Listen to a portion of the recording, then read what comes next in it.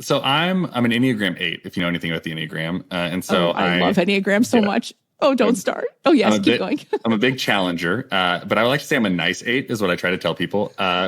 But I always want to defend the people that feel voiceless. And so I remember when I was in seminary or undergrad, I was in a Bible class, and there was a book we were reading. It was called The Meaning of Jesus. And it was written by two people, Marcus Borg and N.T. Wright. And we had to choose someone to defend. And everyone chose N.T. Wright, who I was like, I dig N.T. Wright. But no one was helping my man Borg out. And so I said, I'm going to defend this guy. And this was the first time I really defended a more progressive view. I wasn't really brought into Christianity from a progressive perspective, but it was interesting to argue for him. And so that was a moment that I realized, I always want to be the counter to whatever the norm of the room is. I just always find myself in this constant tension. And as an 8, doesn't bother me at all. But I always feel like I'm stuck and I'm not enough for anyone on any side. Oh, as a 7, I would die inside all the time.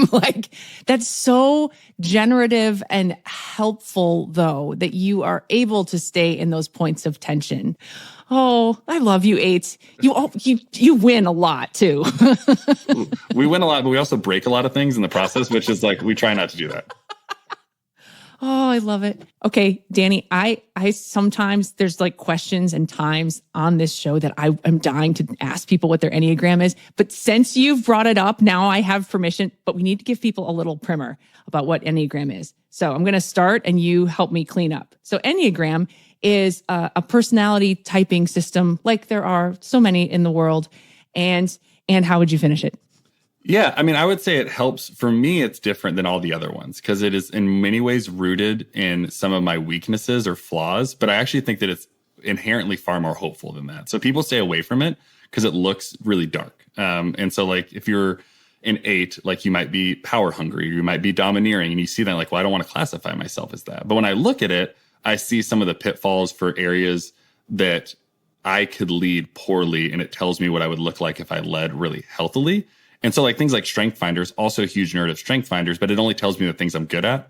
I want to know the pitfalls and the things I'm bad at. And so I've really enjoyed it because it's given me kind of what I think is deeply spiritual language for leadership conversations about how to be the person God created me to be in some of the areas that I try to avoid, but also the areas I can leverage to be the actual person God created me to be. Beautifully put.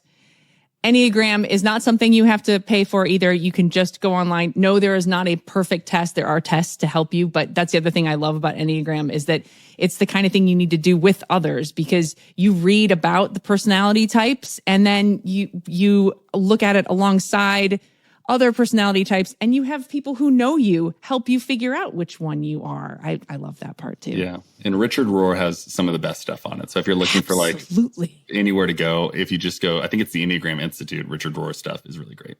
Yep. Richard Rohr, an amazing Christian theologian also. All sorts of ways to enter the Enneagram. Now I have an excuse to talk about Enneagram more. Fantastic. Happy to help.